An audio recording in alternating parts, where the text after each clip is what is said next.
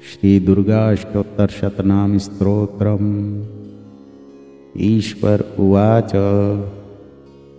शतनाम प्रवक्ष्यामि शृणुश्रव कमलानने।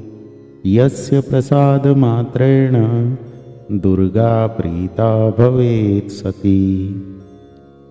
ॐ सती साध्वी भव प्रीता भवानी भवमोचनी। आर्या दुर्गा जया चाद्या त्रिनेत्रा शूलधारिणी। पिनाकधारिणी चित्रा चण्डघण्टा महातपा। मनोबुद्धि अहंकारा चित्तरूपा चिता चित्ती। सर्वमन्त्रमयी सत्या सत्यानन्दस्वरूपिणी। अनन्ता भाविनी भाव्या भव्या भव्या सदा गतिः। शाम्भवी देवमाता च चिन्तारत्नप्रिया सदा। सर्वविद्या दक्षकन्या दक्षयज्ञविनाशिनी।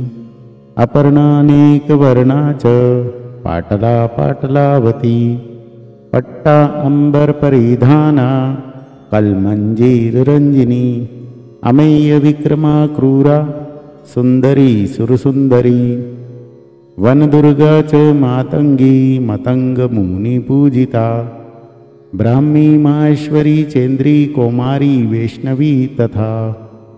चामुण्डा चैव वारही लक्ष्मीश्च पुरुषाकृतिः। विलोम उत्कर्षणी ज्ञाना क्रिया नित्या च बुद्धिदा। बहुला बहुलप्रेम सर्ववाहनवाहना। निशुम्भशुम्भनिनी महिषासुरमर्दिनी। मधुकैटभन्त्री च चण्डमुण्डविनाशिनी। सर्वासुरविनाशा च सर्वदानवघातिनी। सर्वशास्त्रमयी सत्या सर्वस्त्रधारिणी तथा। अनेकशस्त्रहस्ता च अनेकास्त्रधारिणी। कुमारी चैकन्या च कैशौरी युवती यतिः। अप्रोणा चैव प्रोणा च वृद्धमाता बलप्रदा। महोदरी मुक्तकेशी घोररूपा महाबला। अग्निज्वाला रुद्रमुखी कालरात्रि तपस्विनी। नारायणी भद्रकाली विष्णुमाया जलोदरी। शिवदूती कराली च अनंता परमेश्वरी। कात्यायनी च सावित्री प्रत्यक्षा ब्रह्मवादिनी। य इदं प्रपठे नित्यं दुर्गानां शताष्टकं। नासाद्विदते देवी त्रिषु लोकेषु पार्वती। धनं धन्यं सुतं जायं हयमस्तिनमेव च। चतुर्वर्गे तथा चान्ते लभेन्न मुक्ति च शाश्वतीम्। कुमारी पूजयित्वा तु ध्यायत्वा देवी सुरेश्वरी।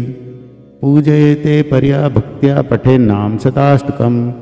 तस्य सिद्धिर्भवेत् देवी सर्वे सुरवरेरपि। राजानो दास्तां यान्ति राजश्रियं वाप्नुयात्। गौरोचनालभक्तकुङ्कुमेण सिन्दूरकर्पूरमधुयन्त्रेण। विलिख्य यन्त्रविधिना विधिज्ञो भवेत् सदा धार्यते पुरारिः। भौमा अमावस्या निशामग्रे चन्द्रे सद्भिषां गते। विलिख्य प्रपठते स्तोत्रं सम्भवेत् सम्पदापदम्।